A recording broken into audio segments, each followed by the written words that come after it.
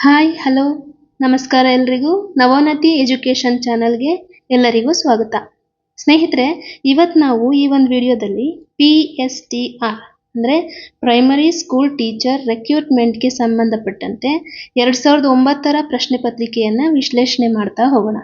ಇವತ್ತು ಈ ಒಂದು ತರಗತಿನಲ್ಲಿ 2009ರ ಪ್ರಶ್ನೆ ಪತ್ರಿಕೆಯ ಸಾಮಾನ್ಯ ಜ್ಞಾನ ವಿಷಯಕ್ಕೆ ಸಂಬಂಧಿಸಿದಂತೆ ಪ್ರಶ್ನೆಗಳನ್ನ ನೋಡ್ತಾ ಹೋಗೋಣ. ಮತ್ತೆ ಇನ್ನೊಂದು ವಿಚಾರ ಏನಂತ ಹೇಳಿದ್ರೆ, ನಾನಿಲ್ಲಿ ನಿಮಗೆ ಬರೀ ಪ್ರಶ್ನೆ ಮತ್ತೆ ಉತ್ತರ ಮಾತ್ರ ಹೇಳ್ತಾ ಇಲ್ಲ, ಪ್ರಶ್ನೆಗೆ ಸಂಬಂಧಿಸಿದಂತೆ ಒಂದಷ್ಟು ಮಾಹಿತಿಯನ್ನು ಕೂಡ ನೀಡಲಿಕ್ಕೆ ಪ್ರಯತ್ನ ಮಾಡಿದ್ದೀನಿ. ಸೊ ದಯವಿಟ್ಟು ಎಲ್ಲೂ ಸ್ಕಿಪ್ ಮಾಡದೆ ಈ ವಿಡಿಯೋನ ನೋಡಿ, ಮತ್ತೆ ದಯವಿಟ್ಟು ಸಬ್ಸ್ಕ್ರೈಬ್ ಮಾಡಿಕೊಂಡು ನನ್ನ ವಿಡಿಯೋಗಳನ್ನ ನೋಡಿ ಸಹಕರಿಸಿ ಅಂತ ಹೇಳ್ತಾ, ನೋಡಿ ಫ್ರೆಂಡ್ಸ್, ಮತ್ತೆ 2009ರ ಪ್ರಶ್ನೆ ಪತ್ರಿಕೆ ಪ್ಯಾಟರ್ನೇ ಚೇಂಜ್ ಇತ್ತು. ಯಾಕೆ ಅಂತ ಹೇಳಿದ್ರೆ, ಆ ಒಂದು ಪ್ರಶ್ನೆ ಪತ್ರಿಕೆಯಲ್ಲಿದ್ದಂತಹ ಸಬ್ಜೆಕ್ಟ್ಗಳೇ ಬೇರೆ. ಈಗ 2026ರಲ್ಲಿ ಇರುವಂತಹ ಎಕ್ಸಾಮ್ ಪ್ಯಾಟರ್ನೇ ಬೇರೆ. ಇವಾಗ ನಾವು ಅಟ್ ಪ್ರೆಸೆಂಟು 2015ರ ಪ್ರಶ್ನೆ ಪತ್ರಿಕೆಯ ಪ್ಯಾಟರ್ನ ಆಧಾರದ ಮೇಲೆ PSTRನ ಎಕ್ಸಾಮ್ಗೆ ಪ್ರಿಪೇರ್ ಆಗಬೇಕಾಗುತ್ತೆ. ಯಾಕಂತ ಹೇಳಿದ್ರೆ, ಇವಾಗ ನಮಗೆ ಸದ್ಯಕ್ಕೆ ಸಿಕ್ಕಿರೋಂತಹ ಮಾಹಿತಿ ಪ್ರಕಾರ 2015ರ ಪ್ರಶ್ನೆ ಪತ್ರಿಕೆಯ ಆಧಾರದ ಮೇಲೆನೆ PSTR ಎಕ್ಸಾಮ್ ಆಗುತ್ತೆ ಅಂತ ಹೇಳಿದ್ದಾರೆ. ಹಾಗಾಗಿ ನೆಕ್ಸ್ಟು ಪ್ಯಾಟರ್ನ್ ಚೇಂಜ್ ಆದರೂ ಕೂಡ ಕ್ವಶನ್ಗಳು ಯಾವ ರೀತಿ ಇದ್ವು, ಯಾವ ಸಬ್ಜೆಕ್ಟ್ನಲ್ಲಿ ಹೇಗೆಲ್ಲ ಪ್ರಶ್ನೆಗಳು ಬಂದಿದ್ವು ಅಂತ ತಿಳ್ಕೊಳ್ಳೋಕ್ಕಾದ್ರೂ ನಾವು ಒಂದು ಹಳೆ ಪ್ರಶ್ನೆ ಪತ್ರಿಕೆಯ ವಿಶ್ಲೇಷಣೆಯನ್ನು ಮಾಡಬೇಕಾಗುತ್ತೆ ಅಲ್ವಾ. ಹಾಗಾದರೆ 2009ರ ಪ್ರಶ್ನೆ ಪತ್ರಿಕೆಯಲ್ಲಿ ಯಾವ್ಯಾವ ವಿಷಯಗಳು ಇದ್ದವು ಅಂತ ಹೇಳಿದ್ರೆ, ಕನ್ನಡ, ಸಾಮಾನ್ಯ ಕನ್ನಡ, ಸಾಮಾನ್ಯ ಜ್ಞಾನ, ಇಂಗ್ಲಿಷ್, ಸೋಷಿಯಲ್, ಸೈನ್ಸು, ಮ್ಯಾಥ್ಸು, ಇಷ್ಟು ಒಂದು ವಿಷಯಗಳು 2009ರ ಪ್ರಶ್ನೆ ಪತ್ರಿಕೆಯಲ್ಲಿದ್ದವು. ಆದರೆ 2015ರ ಪ್ರಶ್ನೆ ಪತ್ರಿಕೆಯಲ್ಲಿ ಏನು ಬದಲಾವಣೆ ಆಗಿತ್ತು ಅಂತ ಹೇಳಿದ್ರೆ, 2015ರ ಪ್ರಶ್ನೆ ಪತ್ರಿಕೆಯಲ್ಲಿ ಸಾಮಾನ್ಯ ಜ್ಞಾನ, ಕನ್ನಡ, ಇಂಗ್ಲಿಷ್ ಮತ್ತು ಸೈನ್ಸು ಮತ್ತು ಸೋಷಿಯಲ್ನ ಒಟ್ಟಿಗೆ ಮಾಡಿ ಏನು ಮಾಡಿದರು, ಪರಿಸರ ಅಧ್ಯಯನವಾಗಿ ಮಾಡಿದರು. ಮತ್ತು ಮ್ಯಾಥ್ಸು ಏನು ಆ್ಯಡ್ ಆಗಿದ್ವು ಹೊಸದಾಗಿ ಅಂತ ಹೇಳಿದ್ರೆ, ಸೈಕಾಲಜಿ ಮತ್ತು ಕಂಪ್ಯೂಟರು 2015ರ ಒಂದು ಪರೀಕ್ಷೆಯ ಪ್ಯಾಟರ್ನಲ್ಲಿ ಸೇರಿಕೊಂಡಿದ್ವು. ಹಾಗಾದರೆ ಬನ್ನಿ 2009ರ ಪ್ರಶ್ನೆ ಪತ್ರಿಕೆಯ ಸಾಮಾನ್ಯ ಜ್ಞಾನ ವಿಷಯದ ಪ್ರಶ್ನೋತ್ತರಗಳನ್ನು ಈ ಒಂದು ತರಗತಿನಲ್ಲಿ ನೋಡ್ತಾ ಹೋಗೋಣ. ಮೊದಲನೇ ಪ್ರಶ್ನೆ, ಅನುಭವೈಕ್ಯವಾದವನ್ನು ಪ್ರತಿಪಾದಿಸಿದ ತತ್ವಜ್ಞಾನಿ. ಆಪ್ಷನ್ಸ್ ಹೀಗಿದೆ: Descartes, Francis Bacon, Immanuel Kant ಮತ್ತು ರೂಸೋ. ಉತ್ತರ ಬಂದು ಫ್ರಾನ್ಸಿಸ್ ಬೇಕನ್. ವಿವರಣೆ ಹೀಗಿದೆ: ಫ್ರಾನ್ಸಿಸ್ ಬೇಕನ್ ಇಂಗ್ಲಿಷ್ ತತ್ವಜ್ಞಾನಿ, ರಾಜನೀತಿ ತಜ್ಞ ಮತ್ತು ವೈಜ್ಞಾನಿಕ ವಿಧಾನದ ಜನಕ ಎಂದು ಪರಿಚಿತರಾಗಿದ್ದಾರೆ. ಪ್ರಾಯೋಗಿಕ ಅನುಭವ ಮತ್ತು ಅನುಗಮನ ತರ್ಕವನ್ನು ಪ್ರತಿಪಾದಿಸಿದ ಅವರು ವಿಜ್ಞಾನದ ಬೆಳವಣಿಗೆಗೆ ಬುನಾದಿ ಹಾಕಿದರು.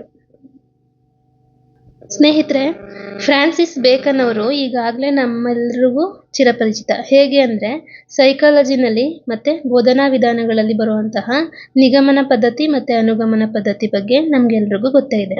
ಹಾಗಾದರೆ ಅನುಗಮನ ಪದ್ಧತಿ ಅಂತ ಹೇಳಿದ್ರೆ, ನಿರ್ದಿಷ್ಟ ಉದಾಹರಣೆಗಳ ಮೂಲಕ ಸಾಮಾನ್ಯ ತತ್ವಗಳೆಡೆಗೆ ಹೋಗುವಂತಹ ಒಂದು ಪದ್ಧತಿಯಾಗಿತ್ತು ಅಲ್ವಾ.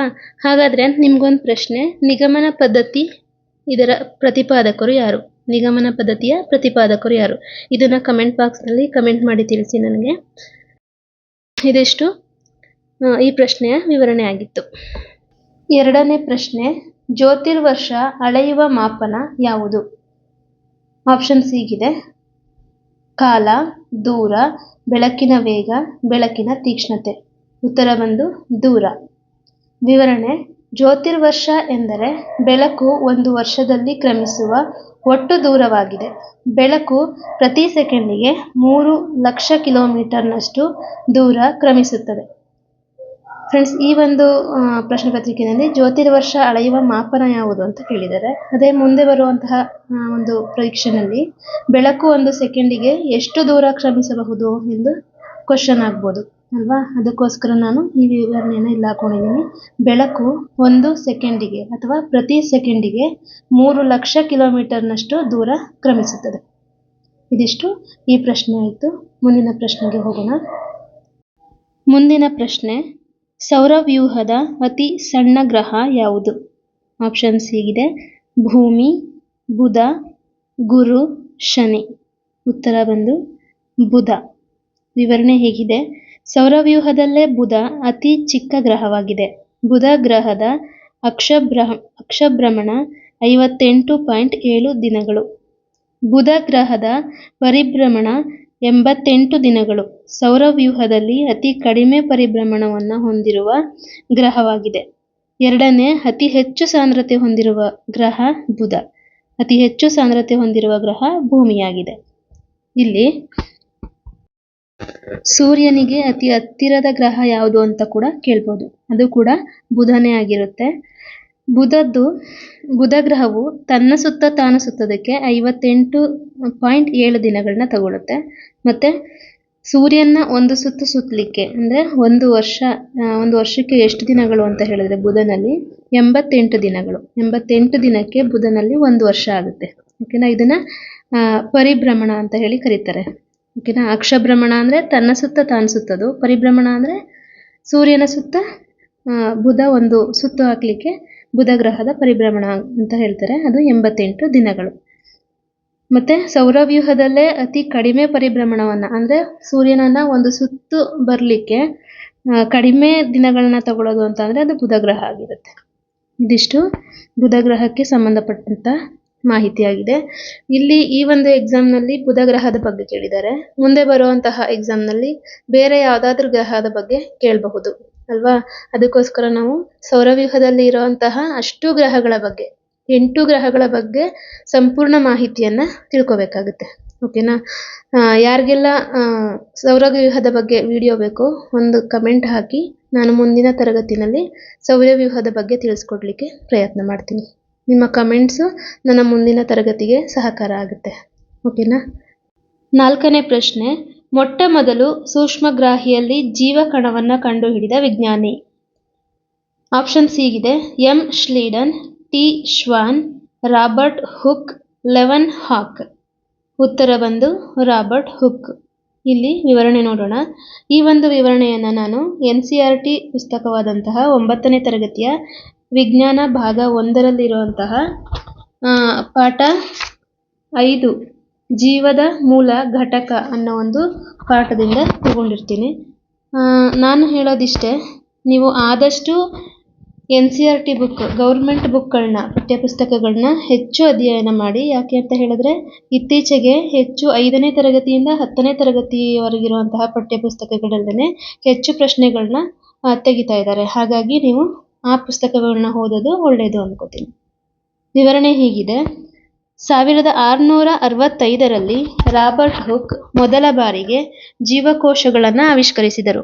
ಅವರು ತೆಳುವಾದ ಕಾರ್ಕ್ ಪದರದಲ್ಲಿ ಆರಂಭಿಕ ಹಂತದ ಸೂಕ್ಷ್ಮದರ್ಶಕದ ಸಹಾಯದಿಂದ ಜೀವಕೋಶಗಳನ್ನು ಗಮನಿಸಿದರು. ಲೆವನ್ ಹಾಕ್ ಉತ್ತಮಪಡಿಸಿದ ಸೂಕ್ಷ್ಮದರ್ಶಕದ ಸಹಾಯದಿಂದ ಸಣ್ಣ ಕೊಳದ ನೀರಿನಲ್ಲಿ ಸ್ವತಂತ್ರವಾಗಿ ಜೀವಿಸುತ್ತಿರುವ ಜೀವಕೋಶಗಳನ್ನು ಮೊದಲ ಬಾರಿಗೆ ಆವಿಷ್ಕರಿಸಿದರು. 1831ರಲ್ಲಿ ರಾಬರ್ಟ್ ಬ್ರೌನ್ ಜೀವಕೋಶಗಳಲ್ಲಿನ ನ್ಯೂಕ್ಲಿಯಸ್ ಅನ್ನು ಆವಿಷ್ಕರಿಸಿದರು. ಪರ್ಕಿಂಜೆ 1839ರಲ್ಲಿ ಜೀವಕೋಶದೊಳಗೆ ಕಂಡುಬರುವ ದ್ರವ ಪದಾರ್ಥವನ್ನು ಹೆಸರಿಸಲು ಪ್ರೋಟೋಪ್ಲಾಸಂ ಎಂಬ ಪದವನ್ನು ಪರಿಚಯಿಸಿದರು. ಎಲ್ಲಾ ಸಸ್ಯಗಳು ಮತ್ತು ಪ್ರಾಣಿಗಳು ಜೀವಕೋಶಗಳಿಂದ ಮಾಡಲ್ಪಟ್ಟಿವೆ ಮತ್ತು ಜೀವಕೋಶವು ಜೀವದ ಮೂಲ ಘಟಕ ಎಂಬ ಕೋಶ ಸಿದ್ಧಾಂತವನ್ನು ಶ್ಲೀಡನ್ ಮತ್ತು ಶ್ವಾನ್ ಎಂಬ ಇಬ್ಬರು ಜೀವವಿಜ್ಞಾನಿಗಳು ಪ್ರತಿಪಾದಿಸಿದರು. 1855ರಲ್ಲಿ ವಾರ್ಚೋವ್ ಎಂಬ ವಿಜ್ಞಾನಿ ಈಗಾಗಲೇ ಅಸ್ತಿತ್ವದಲ್ಲಿರುವ ಜೀವಕೋಶಗಳಿಂದ ಹೊಸ ಜೀವಕೋಶಗಳು ಉಂಟಾಗುತ್ತವೆ ಎಂಬ ಅಂಶವನ್ನು ಸೇರಿಸಿ ಕೋಶ ಸಿದ್ಧಾಂತವನ್ನು ಮತ್ತಷ್ಟು ವಿಸ್ತರಿಸಿದರು. 1940ರಲ್ಲಿ ಆವಿಷ್ಕಾರಗೊಂಡ ಎಲೆಕ್ಟ್ರಾನ್ ಸೂಕ್ಷ್ಮದರ್ಶಕದಿಂದ ಜೀವಕೋಶ ಮತ್ತು ಅದರೊಳಗಿನ ವಿವಿಧ ಕಣದಂಗಗಳ ಸಂಕೀರ್ಣ ರಚನೆಗಳನ್ನು ಅಭ್ಯಾಸ ಮಾಡಲು ಮತ್ತು ಅರ್ಥ ಮಾಡಿಕೊಳ್ಳಲು ಸಾಧ್ಯವಾಯಿತು. ನಾನಿಲ್ಲಿ ಯಾಕೆ ಈ ವಿವರಣೆನ ಹಾಕಿದ್ದೀನಿ ಅಂತ ಹೇಳಿದ್ರೆ ಫ್ರೆಂಡ್ಸ್, ಈಗ ನಿಮಗೆ ರಾಬರ್ಟ್ ಹುಕ್ ಬಗ್ಗೆ ಕ್ವಶನ್ ಕೇಳಿದ್ದಾರೆ. ಆದರೆ ಮುಂದಿನ ಒಂದು ಪರೀಕ್ಷೆನಲ್ಲಿ ಇಲ್ಲಿ ಲೆವನ್ ಹಾಕ್ ಬಗ್ಗೆ ಕೇಳ್ಬೋದು, ರಾಬರ್ಟ್ ಬ್ರೌನ್ ಬಗ್ಗೆ ಕೇಳ್ಬೋದು, ಅಥವಾ ಶ್ಲೀಡನ್ ಮತ್ತು ಶ್ವಾನ್ ಅಭಿವೃದ್ಧಿಪಡಿಸಿದಂತಹ ಕೋಶ ಸಿದ್ಧಾಂತದ ಬಗ್ಗೆ ಕೇಳ್ಬೋದು ಅಲ್ವಾ. ಹೀಗೆ ಈ ಒಂದು ವಿವರಣೆನಲ್ಲೇ ಹಲವಾರು ಪ್ರಶ್ನೆಗಳಾಗೋ ಸಾಧ್ಯತೆ ಇದೆ. ಹಾಗಾಗಿ ನಾನು ಈ ಒಂದು ವಿವರಣೆಯನ್ನು ಇಲ್ಲಿ ಕೊಟ್ಟಿದ್ದೀನಿ. ಇದಿಷ್ಟು ನಿಮಗೆ ಅನುಕೂಲ ಆಗಿದೆ, ಉಪಯೋಗ ಆಗಿದೆ ಅಂದರೆ ಒಂದು ಲೈಕ್ ಕೊಟ್ಟು ಶೇರ್ ಮಾಡಿ, ಒಂದು ಸಬ್ಸ್ಕ್ರೈಬ್ ಕೊಟ್ಟು ಸಹಾಯ ಮಾಡಿ ಅಂತ ಕೇಳ್ಕೊತೀನಿ. ಮುಂದಿನ ಪ್ರಶ್ನೆಗೆ ಹೋಗೋಣ. 5ನೇ ಪ್ರಶ್ನೆ, ಆಗ್ನೇಯ ದಿಕ್ಕಿಗೆ ಇರುವ ಭಾರತದ ದ್ವೀಪಗುಚ್ಛ ಯಾವುದು? ಆಪ್ಷನ್ಸ್ ಹೀಗಿದೆ: ಲಕ್ಷದ್ವೀಪ, ಅಂಡಮಾನ್ ಮತ್ತು ನಿಕೋಬಾರ್, ಮಿನಿಕಾಯ್, ದಮನ್ ಮತ್ತು ದಮನ್. ಉತ್ತರ ಬಂದು ಅಂಡಮಾನ್ ಮತ್ತು ನಿಕೋಬಾರ್. ಈ ಒಂದು ಪ್ರಶ್ನೆಗೆ ನಾನು ಮುಂದಿನ ಸ್ಲೈಡ್ನಲ್ಲಿ ವಿವರಣೆಯನ್ನು ಕೊಡ್ತೀನಿ. ಯಾಕೆ ಅಂತ ಹೇಳಿದ್ರೆ ಅಲ್ಲೊಂದು ಪಿಕ್ಚರನ್ನು ಹಾಕೊಂಡಿದ್ದೀನಿ. ಆ ಪಿಕ್ಚರ್ನ ಮೂಲಕನೇ ಈ ಪ್ರಶ್ನೆಗೆ ಉತ್ತರವನ್ನು ನೋಡ್ತಾ ಹೋಗಬೇಕು. ಯಾಕೆ ಅಂತ ಹೇಳಿದ್ರೆ ಇದು ಜಿಯೋಗ್ರಫಿಗೆ ಸಂಬಂಧಪಟ್ಟಂತಹ ಪ್ರಶ್ನೆ ಆಗಿರೋದ್ರಿಂದ ಜಿಯೋಗ್ರಫಿನ ನಾವು ಆದಷ್ಟು ಮ್ಯಾಪ್ನ ಸಹಾಯದಿಂದ ಓದಿದ್ರೇ ನೀಟಾಗಿ ಅರ್ಥ ಆಗುತ್ತೆ. ಹಾಗಾಗಿ ನಾನು ಮುಂದಿನ ಸ್ಲೈಡ್ನಲ್ಲಿ ಒಂದು ಮ್ಯಾಪ್ನ ಹಾಕೊಂಡಿದ್ದೀನಿ. ಅದ್ರ ಸಹಾಯದಿಂದ ನಾವು ಈ ಪ್ರಶ್ನೆಗೆ ಉತ್ತರವನ್ನು ನೋಡೋಣ. ನೋಡಿ, ಇಲ್ಲಿ ನಾನು ಒಂದು ಭಾರತದ ಚಿತ್ರ ಹಾಕೊಂಡಿದ್ದೀನಿ ಮತ್ತು ಅದರ ಸುತ್ತ ದಿಕ್ಕುಗಳನ್ನ ಹಾಕಿದ್ದೀನಿ. ಓಕೆನಾ?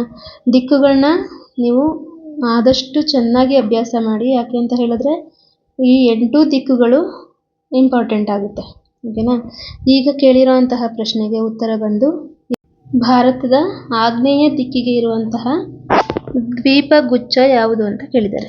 ಇಲ್ಲಿ ನೋಡಿ, ಇಲ್ಲಿ ಆಗ್ನೇಯ ದಿಕ್ಕು ಇಲ್ಲಿ ನಮ್ಮ ಬಲಬದಿಗೆ ಕಾಣಿಸ್ತಾ ಇದೆಯಲ್ಲ, ಅದು ಅಲ್ಲಿ ಯಾವ ಒಂದು ದ್ವೀಪಗುಚ್ಛಗಳು ಕಾಣಿಸ್ತಾ ಇದೆ ಅಂತ ಹೇಳಿದ್ರೆ ಅಂಡಮಾನ್ ಮತ್ತು ನಿಕೋಬಾರ್ ದ್ವೀಪಗಳು ಅಲ್ವಾ? ಈ ಪ್ರಶ್ನೆಗೆ ಉತ್ತರ ಅಂಡಮಾನ್ ಮತ್ತು ನಿಕೋಬಾರ್ ದ್ವೀಪಗಳು. ಹಾಗೆ ಮುಂದಿನ ಒಂದು ಪರೀಕ್ಷೆಯಲ್ಲಿ ನೈಋತ್ಯ ದಿಕ್ಕಿಂದು ಕೇಳ್ಬೋದು ಅಲ್ವಾ? ನೈಋತ್ಯ ದಿಕ್ಕಿನಲ್ಲಿ ಇರುವಂತಹ ದ್ವೀಪಗಳು ಯಾವುದು? ಲಕ್ಷದ್ವೀಪಗಳು. ಇದಿಷ್ಟು. ಮತ್ತೆ ಯಾವ ಯಾವ ಸಮುದ್ರದಲ್ಲಿದೆ ಅಂತಲೂ ಕೂಡ ಕೇಳ್ಬೋದು.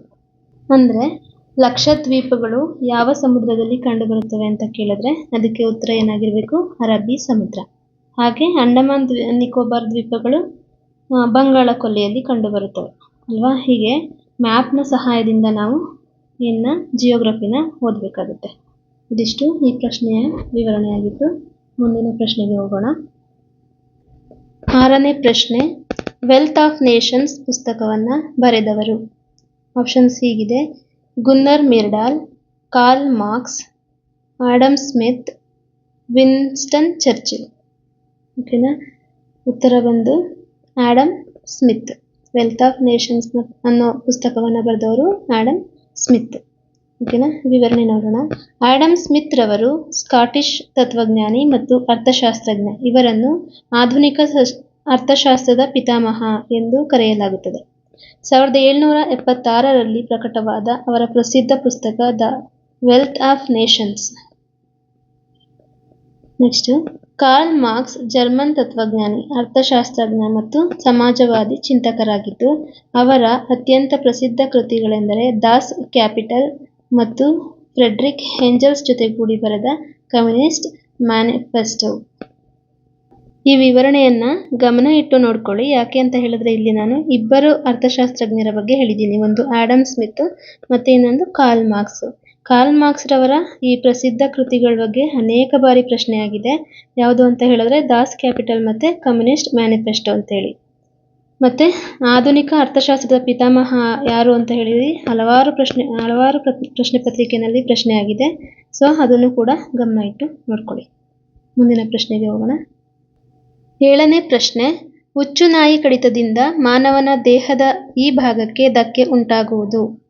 ಆಪ್ಷನ್ಸ್ ಬಂದು ಹೃದಯ, ಉಸಿರಾಟ ವ್ಯವಸ್ಥೆ, ಕೇಂದ್ರೀಯ ನರ ವ್ಯವಸ್ಥೆ, ಪಚನಕಾರಿ ವ್ಯವಸ್ಥೆ. ಉತ್ತರ ಕೇಂದ್ರೀಯ ನರ ವ್ಯವಸ್ಥೆ. ವಿವರಣೆ ಹೀಗಿದೆ: ಹುಚ್ಚುನಾಯಿ ಕಡಿತದಿಂದ ಬರುವ ಮುಖ್ಯ ಮಾರಣಾಂತಿಕ ರೋಗ ರೇಬಿಸ್. ಇದು ಲೈಸಾ ವೈರಸ್ ಸೋಂಕಿತ ಪ್ರಾಣಿಗಳ ಲಾಲಾರಸದ ಮೂಲಕ ಮನುಷ್ಯರಿಗೆ ಹರಡುತ್ತದೆ. ಇದು ಮೆದುಳಿನ ಮೇಲೆ ಅಂದರೆ ಕೇಂದ್ರೀಯ ನರವ್ಯೂಹದ ಮೇಲೆ ಪರಿಣಾಮ ಬೀರುತ್ತದೆ. ನೋಡಿ, ಇಲ್ಲಿ ಹುಚ್ಚುನಾಯಿ ಕಡಿತದಿಂದ ಬರುವಂತಹ ಮಾರಣಾಂತಿಕ ಕಾಯಿಲೆ ಯಾವುದು ಅಂತ ಕೇಳಿದ್ರೆ ರೇಬಿಸ್. ಈ ರೇಬಿಸ್ ಬಂದರೆ ಯಾವ ಒಂದು ಮಾನವನ ಯಾವ ದೇಹದ ಭಾಗಕ್ಕೆ ಧಕ್ಕೆ ಉಂಟಾಗುತ್ತೆ ಅಂತ ಹೇಳಿದ್ರೆ ಅದು ಕೇಂದ್ರೀಯ ನರವ್ಯೂಹದ ಮೇಲೆ ಹೆಚ್ಚು ಪರಿಣಾಮವನ್ನು ಉಂಟು ಮಾಡುತ್ತೆ. ಹಾಗಾದರೆ ಇಲ್ಲಿ ನಿಮಗೊಂದು ಪ್ರಶ್ನೆ, ಹುಚ್ಚುನಾಯಿ ಕಡಿತ ಅಥವಾ ರೇಬಿಸ್ ರೋಗಕ್ಕೆ ಮೊಟ್ಟಮೊದಲ ಬಾರಿಗೆ ಚುಚ್ಚುಮದ್ದನ್ನು ಕಂಡುಹಿಡಿದಂತಹ ವಿಜ್ಞಾನಿ ಯಾರು? ಈ ಪ್ರಶ್ನೆಗೆ ಕಮೆಂಟ್ ಬಾಕ್ಸ್ನಲ್ಲಿ ಉತ್ತರ ಹಾಕಿ. ನೋಡೋಣ ಎಷ್ಟು ಜನಕ್ಕೆ ಈ ಪ್ರಶ್ನೆಗೆ ಉತ್ತರ ಗೊತ್ತು ಅಂತ. ಇದರಿಂದ ಗೊತ್ತಾಗುತ್ತೆ. ಓಕೆನಾ? ಮುಂದಿನ ಪ್ರಶ್ನೆಗೆ ಹೋಗೋಣ. 8ನೇ ಪ್ರಶ್ನೆ, ಮಧುಮೇಹ ರೋಗಿಗಳಲ್ಲಿ ಸಕ್ಕರೆಯ ಮಟ್ಟವನ್ನು ತಿಳಿಸುವ ಪರೀಕ್ಷೆ. ಆಪ್ಷನ್ಸು: ಬೆನೆಡಿಕ್ಟ್ ಪರೀಕ್ಷೆ, ಬಾರ್ಕೋಡ್ ಪರೀಕ್ಷೆ, ಡೆನಿಗೆ ಪರೀಕ್ಷೆ, ಎಲಿಸಾ ಪರೀಕ್ಷೆ. ಉತ್ತರ ಬಂದು ಬೆನೆಡಿಕ್ಟ್ ಪರೀಕ್ಷೆ. ವಿವರಣೆ ಹೀಗಿದೆ: ಮೂತ್ರದಲ್ಲಿನ ಸಕ್ಕರೆ ಮಟ್ಟವನ್ನು ಪತ್ತೆ ಹಚ್ಚಲು ಬೆನೆಡಿಕ್ಟ್ ಪರೀಕ್ಷೆಯನ್ನು ಬಳಸಲಾಗುತ್ತದೆ. ಇದು ಮಧುಮೇಹ ರೋಗಿಗಳಲ್ಲಿ ಸಕ್ಕರೆಯ ಮಟ್ಟವನ್ನು ನಿರ್ಧರಿಸಲು ಸಹಾಯ ಮಾಡುತ್ತದೆ. HbA1c ಪರೀಕ್ಷೆ ಮಧುಮೇಹ ರೋಗಿಗಳಲ್ಲಿ ಕಳೆದ 2-3 ತಿಂಗಳ ಸರಾಸರಿ ಸಕ್ಕರೆಯ ಗುಣಮಟ್ಟವನ್ನು ಮತ್ತು ನಿಯಂತ್ರಣವನ್ನು ತಿಳಿಸುವ ಅತ್ಯಂತ ನಿಖರವಾದ ಪರೀಕ್ಷೆ HbA1c ಗ್ಲೈಕೇಟೆಡ್ ಹಿಮೋಗ್ಲೋಬಿನ್ ಪರೀಕ್ಷೆಯಾಗಿದೆ. ಫಾಸ್ಟಿಂಗ್ ಬ್ಲಡ್ ಶುಗರ್ ಖಾಲಿ ಹೊಟ್ಟೆಯಲ್ಲಿ ಮಾಡುವ ಪರೀಕ್ಷೆ. ಪೋಸ್ಟ್ ಪ್ರ್ಯಾಂಡಿಯಲ್ ಪರೀಕ್ಷೆ ಊಟದ ನಂತರ ಮಾಡುವ ಪರೀಕ್ಷೆ. ಗ್ಲೂಕೋಮೀಟರ್ ಮನೆಯಲ್ಲೇ ಪ್ರತಿದಿನ ಸಕ್ಕರೆ ಮಟ್ಟವನ್ನು ಪರೀಕ್ಷಿಸಲು ಬಳಸುವ ಸಾಧನ. ಇದಿಷ್ಟು ಮಧುಮೇಹ ರೋಗಿಗಳಿಗೆ ಮಾಡುವಂತಹ ಪರೀಕ್ಷೆಗಳ ಬಗ್ಗೆ ಮಾಹಿತಿ. ಓಕೆನಾ? ಮುಂದಿನ ಪ್ರಶ್ನೆ 9ನೇ ಪ್ರಶ್ನೆ, ವಾಯುಭಾರ ಮಾಪಕ ಯಂತ್ರವನ್ನು ಕಂಡುಹಿಡಿದ ವಿಜ್ಞಾನಿ. Options: Celsius, Fahrenheit, Torricelli, Bernoulli. ಉತ್ತರ ಟಾರಿಸೆಲ್ಲಿ. ವಿವರಣೆ ಹೀಗಿದೆ: ಇವಾಂಜೆಲಿಸ್ಟಾ ಟೋರಿಸೆಲ್ಲಿ ಇವರು 1643ರಲ್ಲಿ ವಾಯುಭಾರ ಮಾಪಕವನ್ನು ಕಂಡುಹಿಡಿದರು. ಇವರು ಇಟಾಲಿಯನ್ ಭೌತಶಾಸ್ತ್ರಜ್ಞ ಮತ್ತು ಗಣಿತಶಾಸ್ತ್ರಜ್ಞರಾಗಿದ್ದಾರೆ. ಇವರು ಪಾದರಸವನ್ನು ಬಳಸಿ ಮೊದಲು ಕಾರ್ಯನಿರ್ವಹಿಸುವ ಬಾರೋಮೀಟರ್ ಅನ್ನು ನಿರ್ಮಿಸುವ ಮೂಲಕ ವಾತಾವರಣದ ಒತ್ತಡವನ್ನು ಅಳೆಯುವ ವಿಧಾನವನ್ನು ಅಭಿವೃದ್ಧಿಪಡಿಸಿದರು. ಓಕೆನಾ? ಇವರು ಟಾರಿಸೆಲ್ಲಿ ಅಂತಹವರು ವಾಯುಭಾರ ಮಾಪಕವನ್ನು ಮೊದಲಿಗೆ ಕಂಡುಹಿಡಿತಾರೆ. ಯಾವಾಗ ಅಂತ ಹೇಳಿದ್ರೆ 1643ರಲ್ಲಿ. ಇವರು ಪಾದರಸವನ್ನು ಬಳಸಿ ಮೊದಲು ಕಾರ್ಯನಿರ್ವಹಿಸುವಂತಹ ಬಾರೋಮೀಟರ್ ಅನ್ನು ಕೂಡ ಕಂಡುಹಿಡಿತಾ ಹೋಗ್ತಾರೆ. ಓಕೆನಾ? ಇದಿಷ್ಟು ಈ ಪ್ರಶ್ನೆಗೆ ಉತ್ತರ. ಮುಂದಿನ ಪ್ರಶ್ನೆಗೆ ಹೋಗೋಣ. 10ನೇ ಪ್ರಶ್ನೆ, ರಕ್ತದ ಜೀವಕೋಶದ ಮೂಲ ಧಾತುಗಳು ಉತ್ಪತ್ತಿಯಾಗುವುದು ಇಲ್ಲಿ. ಆಪ್ಷನ್ಸು: ಮೂಳೆಯ ಕೊಬ್ಬು, ಮೂತ್ರಪಿಂಡ, ಪಿತ್ತಾಶಯ, ಪಿತ್ತಕೋಶ. ಇದಕ್ಕೆ ತುಂಬ ಈಸಿಯಾಗಿರುವಂತಹ ಪ್ರಶ್ನೆ. ಉತ್ತರವನ್ನು ನೀವೇ ಹೇಳಿ, ಪಾಸ್ ಮಾಡಿ 1 ನಿಮಿಷ ಯೋಚನೆ ಮಾಡಿ ಇದಕ್ಕೆ ಉತ್ತರ ಹೇಳಿ. ಇದಕ್ಕೆ ಉತ್ತರ ಮೂಳೆಯ ಕೊಬ್ಬು. ವಿವರಣೆ ನೋಡೋಣ. ರಕ್ತವು ಪ್ರಮುಖವಾಗಿ ಮೂಳೆಗಳ ಒಳಗಿನ ಭಾಗವಾದ ಮೂಳೆ ಮಜ್ಜೆ ಅಂದರೆ ಅಸ್ಥಿಮಜ್ಜೆ ಅಲ್ಲಿ ಉತ್ಪತ್ತಿಯಾಗುತ್ತದೆ. ವಯಸ್ಕರಲ್ಲಿ ಎದೆಮೂಳೆ, ಪಕ್ಕೆಲುಬು, ಬೆನ್ನುಮೂಳೆ ಮತ್ತು ಶ್ರೋಣಿಯ ಮೂಳೆಗಳ ಮಜ್ಜೆಯು ಕೆಂಪು ರಕ್ತ ಕಣಗಳು, ಬಿಳಿ ರಕ್ತ ಕಣಗಳು ಮತ್ತು ಪ್ಲೇಟ್ಲೆಟ್ಸ್ಗಳನ್ನು ನಿರಂತರವಾಗಿ ತಯಾರಿಸುತ್ತದೆ. ಅಂದರೆ ಅಸ್ಥಿಮಜ್ಜೆನಲ್ಲಿ ಅಂದರೆ ಮೂಳೆಯ ಒಳಗಿರುವಂತಹ ಮಜ್ಜೆನಲ್ಲಿ ಯಾವ ರಕ್ತದ ಘಟಕಗಳು ಉತ್ಪಾದನೆಯಾಗ್ತವೆ ಅಂತ ಹೇಳಿದ್ರೆ ಕೆಂಪು ರಕ್ತ ಕಣಗಳು, ಬಿಳಿ ರಕ್ತ ಕಣಗಳು ಮತ್ತು ಪ್ಲೇಟ್ಲೆಟ್ಸ್ಗಳು. ಈ 3 ಘಟಕಗಳು ಎಲ್ಲಿ ಉತ್ಪತ್ತಿ ಆಗ್ತವಪ್ಪ ಅಂತ ಹೇಳಿದ್ರೆ ಮೂಳೆಯ ಒಂದು ಮಜ್ಜೆ ಅಥವಾ ಅಸ್ಥಿ ಮಜ್ಜೆನಲ್ಲಿ ಹುಟ್ಕೊಳ್ತವೆ. ಓಕೆನಾ? ನೆಕ್ಸ್ಟು, ರಕ್ತವು ನಿರಂತರವಾಗಿ ಉತ್ಪತ್ತಿಯಾಗುವ ಮತ್ತು ನವೀಕರಿಸಲ್ಪಡುವ ದ್ರವವಾಗಿದ್ದು ಹಳೆಯ ಕೆಂಪು ರಕ್ತ ಕಣಗಳು ಮುಖ್ಯವಾಗಿ ಗುಲ್ಮ ಮತ್ತು ಯಕೃತ್ತಿನಲ್ಲಿ ಸಾಯುತ್ತವೆ, ವಿಭಜನೆಗೊಳ್ಳುತ್ತವೆ. ಕೆಂಪು ರಕ್ತ ಕಣಗಳ ಜೀವಿತಾವಧಿ ಸುಮಾರು 120 ದಿನಗಳು. ರಕ್ತ ಕಣಗಳು ಅಥವಾ ರಕ್ತವು ಎಲ್ಲಿ ಉತ್ಪತ್ತಿಯಾಗುತ್ತೆ ಅಂತ ಕೇಳಿದ್ರೆ ಅಸ್ಥಿ ಮಜ್ಜೆ ಅಥವಾ ಮೂಳೆಯ ಮಜ್ಜೆ ಅಂತ ಹೇಳ್ಬೋದು, ಅಥವಾ ಬೋನ್ ಮ್ಯಾರೋ ಅಂತ ಹೇಳ್ಬೋದು.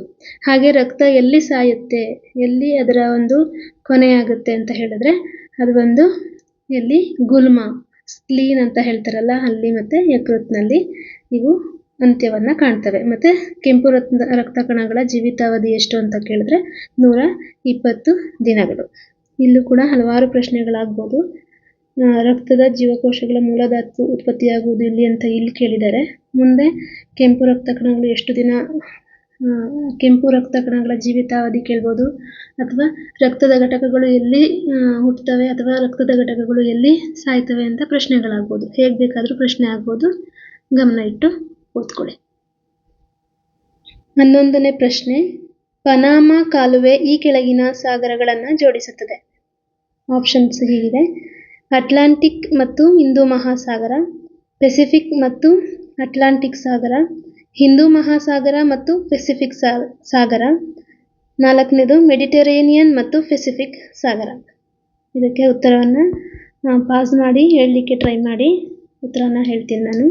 ಉತ್ತರ ಪೆಸಿಫಿಕ್ ಮತ್ತು ಅಟ್ಲಾಂಟಿಕ್ ಸಾಗರ.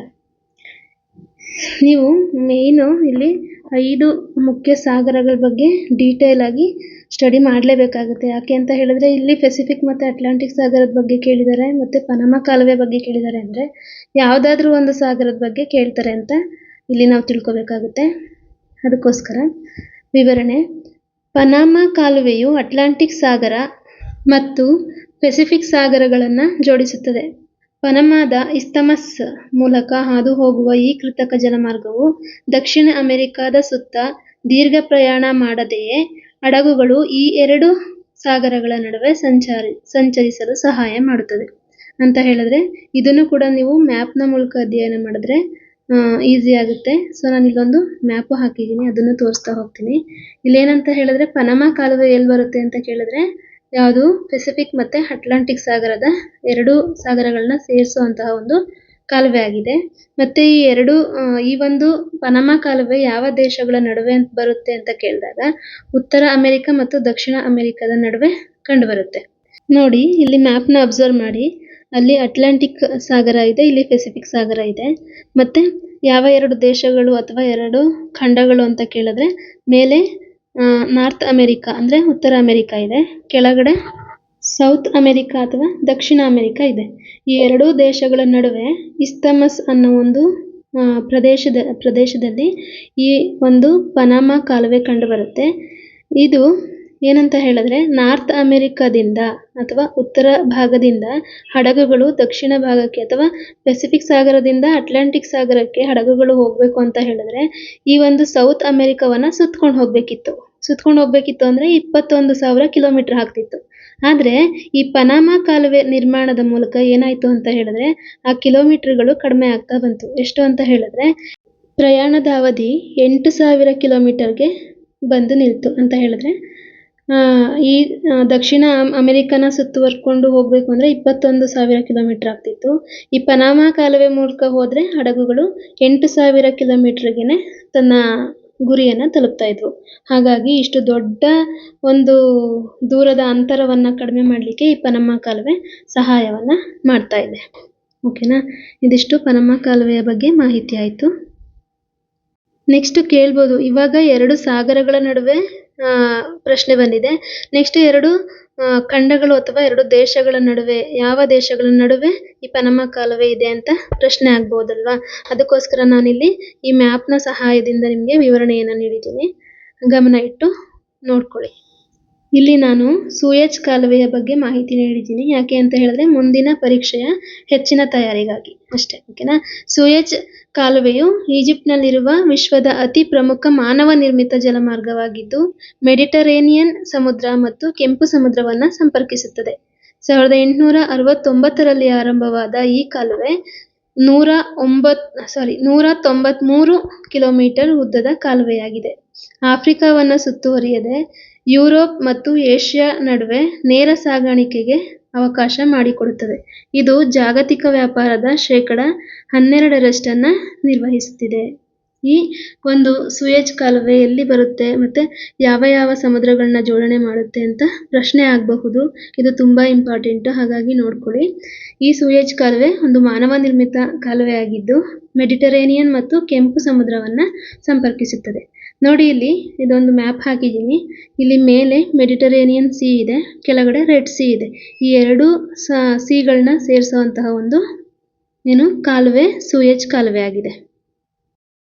ನೆಕ್ಸ್ಟ್ ಪ್ರಶ್ನೆ ಆಗಬಹುದು, ಈ ಕಾಲುವೆ ಯಾವ 2 ಖಂಡಗಳನ್ನು ಸಂಪರ್ಕಕ್ಕೆ ತರುತ್ತೆ ಅಂತ ಹೇಳಿ. ಯಾವ 2 ಖಂಡಗಳು ಅಂತ ಹೇಳಿದ್ರೆ ಇಲ್ಲಿ ಚಿತ್ರವನ್ನು ಗಮನಿಸಿ. ಏಷ್ಯಾ ಮತ್ತು ಆಫ್ರಿಕಾ ಖಂಡ ಮತ್ತು ಏಷ್ಯಾ ಖಂಡವನ್ನು ಸಂಧಿಸುವಂತಹ ಒಂದು ಕಾಲುವೆ ಆಗಿದೆ. ಯಾವುದು? ಸೂಯೆಜ್ ಕಾಲುವೆ. ಈ ಸೂಯೆಜ್ ಕಾಲುವೆಯಿಂದ ಏನಪ್ಪ ಪ್ರಾಮುಖ್ಯತೆ ಅಂತ ಹೇಳಿದ್ರೆ ಈ ಯುರೋಪಿಂದ ಬರ್ತಿದ್ದಂತಹ ವ್ಯಾಪಾರಿಗಳು ತಮ್ಮ ಹಡಗಿನಲ್ಲಿ ಈ ದಕ್ಷಿಣ ಅಮೆರಿಕವನ್ನು ಸುತ್ತಕೊಂಡು ಬರಬೇಕಿತ್ತು. ಆದರೆ ಈ ಸೂಯಜ್ ಕಾಲುವೆ ಆಗಿರೋದ್ರಿಂದ ಆ ಹಡಗುಗಳು ತುಂಬ ಬೇಗ ನಮ್ಮ ಭಾರತವನ್ನು ತಲುಪ್ಬೋದು ಅಂತ ಹೇಳಿದ್ರೆ 19,800 ಕಿಲೋಮೀಟರ್ ದೂರವನ್ನು ಕ್ರಮಿಸಬೇಕಾಗಿದ್ದಂತಹ ಹಡಗುಗಳು ಈಗ ಈ ಸೂಯಜ್ ಕಾಲುವೆ ಆಗಿರೋದ್ರಿಂದ ಕೇವಲ 11,600 ಕಿಲೋಮೀಟರ್ಗಳ ಅಷ್ಟೇ ಒಂದು ಅಂತರದಲ್ಲಿ ಬೇಗ ಬಂದು ನಮ್ಮ ಭಾರತವನ್ನು ಅಥವಾ ಏಷ್ಯಾ ಖಂಡವನ್ನು ತಲುಪ್ತಾ ಇದ್ದಾವೆ. ಹಾಗಾಗಿ ಈ ಸೂಯಜ್ ಕಾಲುವೆ ಒಂದು ಪ್ರಾಮುಖ್ಯತೆಯನ್ನು ಹೊಂದಿದೆ. ಈ ಸೂಯಜ್ ಕಾಲುವೆ ಬಗ್ಗೆ ಗಮನ ಇಟ್ಟು ಓದ್ಕೊಳ್ಳಿ. ತುಂಬ ಪ್ರಶ್ನೆಗಳು ಇದ್ರ ಮೇಲೆ ಬರೋದಿದೆ.